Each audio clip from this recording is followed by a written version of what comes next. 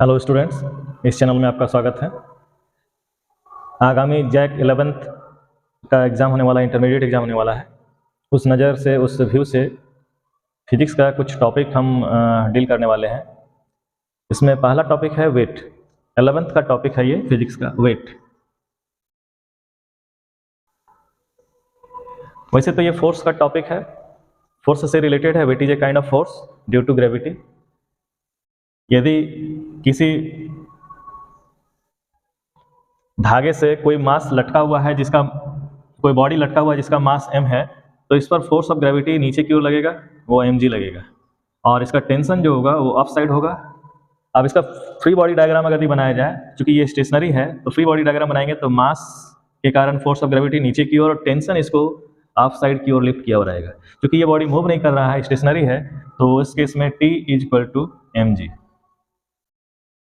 हो जाएगा, और यही T जो है दैट इज वेट।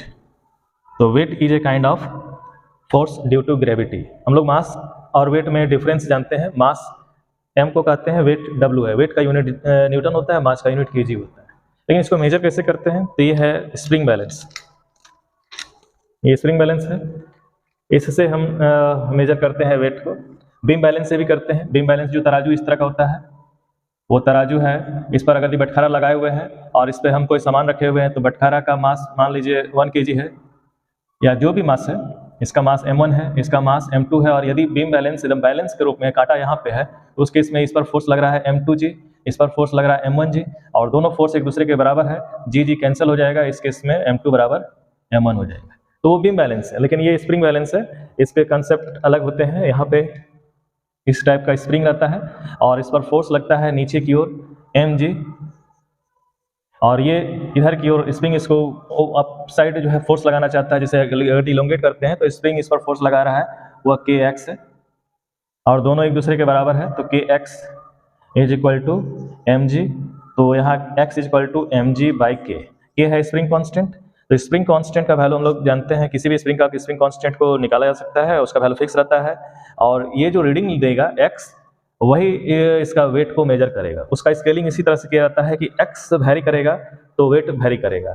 तो x का वैल्यू अगर 0 है, इसका मतलब वेट 0 है। यदि ये इस पर कोई मास लटका हुआ नहीं रहेगा, तो स्प्रिंग इलोंगेट ही नहीं करेगा, वो अपने नॉर्मल साइज पे रहेगा। उस केस में इसमें इलोंगेशन 0 है, तो वेट 0 रहेगा। लेकिन स्प्रिंग बैलेंस और बीम बैलेंस में अंतर क्या है कि जब ये g का वैल्यू चेंज होगा तो इसका वेट चेंज होगा। लेकिन यहाँ पे g का वैल्यू पे कोई डिपेंडेंस नहीं है, तो हम अर्थ पे या मून पे, दोनों पे अगर हम किसी चीज को इससे बेचे, खरीदे, तौले इससे, तो वो इफेक्टेड नहीं होगा। लेकिन यहाँ इफेक्टेड होगा। अर्थ पे g का वैल्यू और मून पे जो का वैल्यू, g का वैल्यू वहाँ पे g/6 हो जाता है, तो वो घट जाएगा। वेट जो है अर्थ पे जो मिलेगा वो मून पे अलग मिलेगा। मून पे वेट जो है कम मिलेगा, क्योंकि वहाँ ग्रेविटी कम है। तो ये स्प्रिंग बैलेंस ग्रेविटी के अनुसार से चेंज करते रहेगा, तो इसको मेजर करना ठीक तो नहीं होगा। लेकिन बीम बैलेंस से हम लोग यहाँ चाहे मून, दोनों पे एकदम स्टैंडर्ड रूप में मेजर कर सकते हैं। तो ये बीम बैलेंस बढ़िया माना जाता है। ये फ्लक्चुएट करता है, ये कभी कभी धोखा भी देता है। देखिएगा आप, यहाँ पे स्केल 0 हुआ, ये वेट को इस पर डाल दे, वेट हो गया 200 ग्राम, ये केजी में है 200 ग्राम, इसका मतलब इसका वेट 200 ग्राम है। लेकिन अब देखिएगा वेट कैसे चेंज हो रहा है। 190, 180, 165, 170, 170, 145, आप इस तरह से देखें, 145, 65,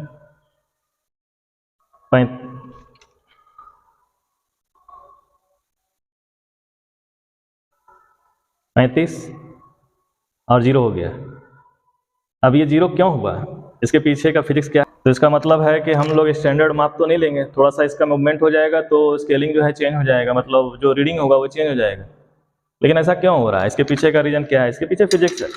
physics is the branch of science which is related to nature and natural phenomenals. यदि ये हो चुका तो हम लोग इसका स्टडी करते हैं, तो ऐसा क्यों हुआ? तो यदि हम स्टडी इसका करें, दैट इज फिजिक्स।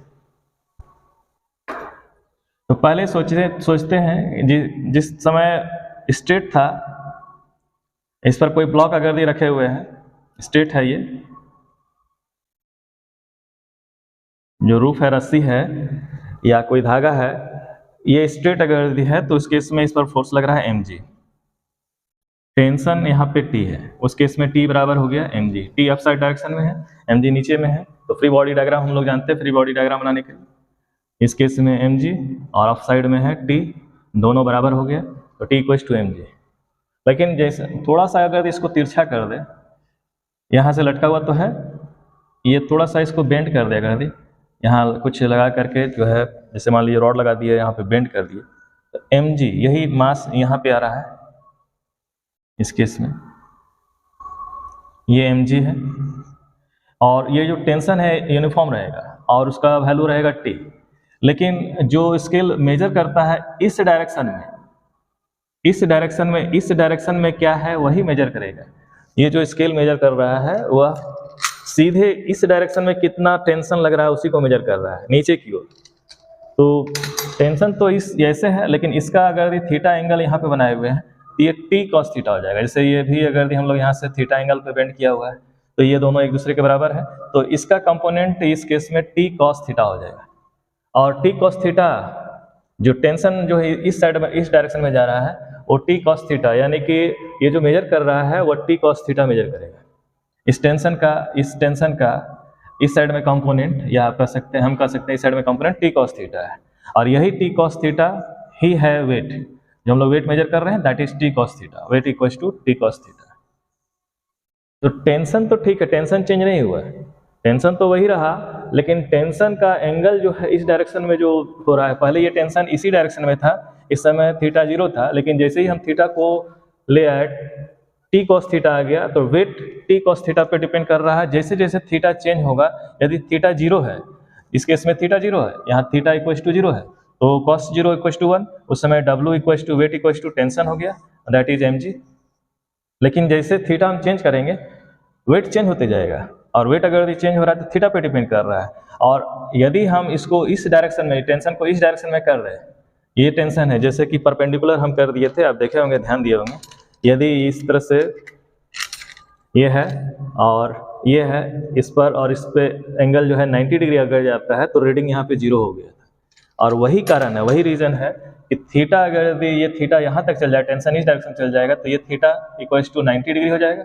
और जब कॉस का वैल्यू 90 हम लोग जानते हैं 0 होता है, तो यदि ये इस डायरेक्शन में टेंशन दे रहा है और रीडिंग हमारा इस डायरेक्शन में चाहिए, इस डायरेक्शन में चाहिए, तो इसका इस इधर कंपोनेंट 0 हो जाएगा, इस टेंशन का इधर कंपोनेंट 0 हो जाएगा। तो कॉस अगर थीटा अगर 90 डिग्री हो जाए, यानी कि π/2 हो जाए, तो कॉस 90 का वैल्यू 0 होता है, उस केस में वेट इक्वल्स टू 0 हो जाएगा।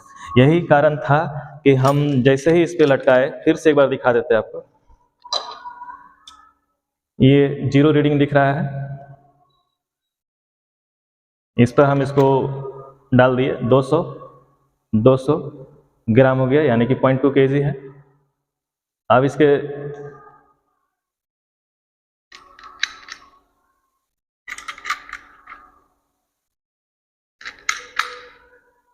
दो सौ फ्लक्चुएट कर रहा है।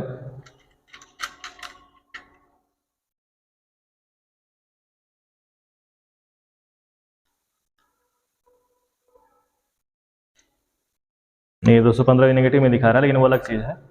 वो नेगेटिव, जैसे आप अगर इसमें वेट 0 मानेगा तो अगर हटा देता है तो नेगेटिव वेट कर देता है। इसका स्केलिंग का अपना फॉर्मेट दिया हुआ है, ये इस तरह से सेट ही किया गया है। ये 200 होगा, 200 होगा। अब इस पर ध्यान दीजिएगा क्या हो रहा है, 180, 75, आपको शायद नहीं दिख रहा हो, 175,